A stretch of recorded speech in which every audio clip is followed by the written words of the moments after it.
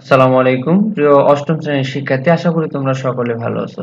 অষ্টম শ্রেণীর গণিত বিষয়ের আজ আমরা অনুশীলনী 2.1 সৃজনশীল অঙ্ক 19 নাম্বার অঙ্ক সমাধান করার চেষ্টা করব। তো দেখো, অঙ্কটি লক্ষ্য করে যে একজন ফল ব্যবসায়ী যশোর থেকে 36 টাকায় 12টি দরে কিছু সংখ্যক এবং কুষ্টিয়া থেকে 36 টাকায় 8টি দরে কিছু সংখ্যক কলা খরিদ করা মানে ক্রয় করলো। তিনি 36 টাকায় 15টি দরে তা বিক্রয় করলেন। ঠিক একই রকম একটি অঙ্ক আমরা দ্বিতীয় টিউটোরিয়ালে এই প্লে লিস্টেরই দ্বিতীয় টিউটোরিয়ালে দেখবা যে 3 নম্বর অঙ্কটি যেটি করেছি সেই রকম অঙ্কটি তোমরা যারা সেটি দেখোনি অবশ্যই সেটি দেখে আসবে। তাহলে খরিদ করার পর কতে বলা হয়েছে ব্যবসায়ী যশোর থেকে প্রতি 100 কলা কি দরে ক্রয় করেছিল। যশোর থেকে কোনটা, যে প্রথমে যশোর থেকে 36 টাকায় 12টি, তার মানে 12টির দাম 36 টাকা। তাহলে 100টি কলা কি দামে কিনেছিল সেটি বের করতে হবে।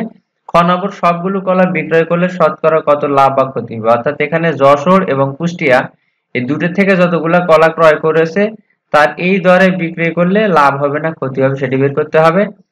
আবার গ নম্বরে বলেছে যদি 25% সে লাভ করতে চায় তাহলে প্রতি হালি কলা কত দামে বিক্রি করতে হবে।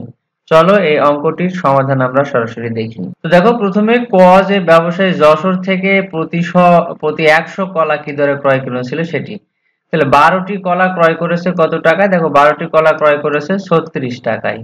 তাহলে একটি কলার দাম কত, বা 36 ভাগ 12।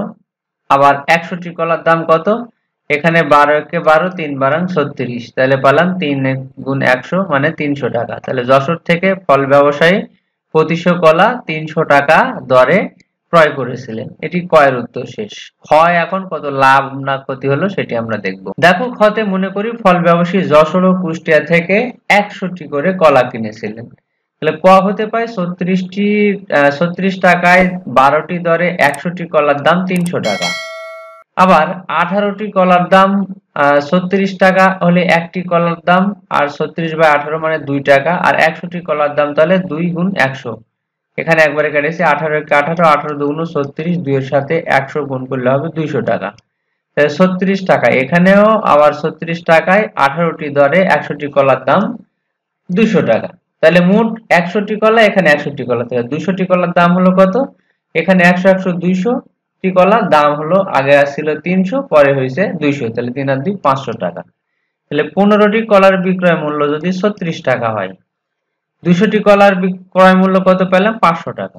তাহলে 15টি কলার বিক্রয় মূল্য 36 টাকা, একটি কলার বিক্রয় মূল্য কত 36/15, এবং 200টি কলার বিক্রয় মূল্য এখানে কাটাকাটি করে পাওয়া গেছে 480 টাকা। তাহলে যেহেতু এখানে ক্রয় মূল্য কত 500 টাকা, বিক্রয় মূল্য 480 টাকা, এখানে কিন্তু 200টি কলাই, এখানে 200টি কলা ক্রয় মূল্য 500 টাকা, এখানেও 200টি কলার বিক্রয় মূল্য 480 টাকা, তাহলে নিশ্চয়ই এটি ক্ষতি হয়েছে।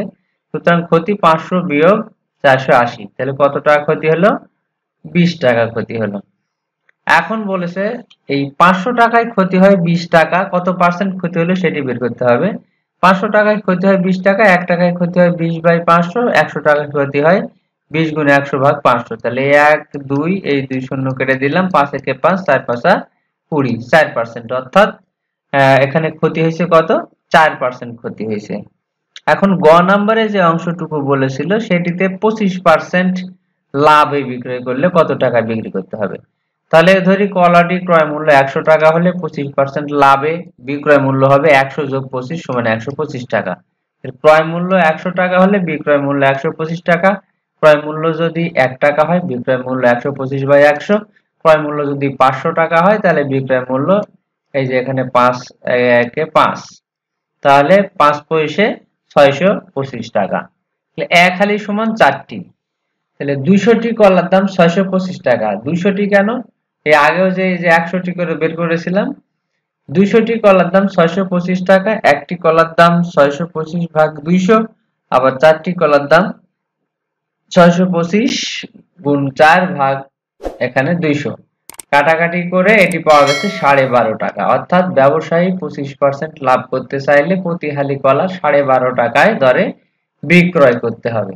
এটি গয়ের অঙ্কের সমাধান। তো প্রিয় শিক্ষার্থী, আশা করি এই 19 নম্বর সৃজনশীল অঙ্কটি বুঝতে পেরেছো।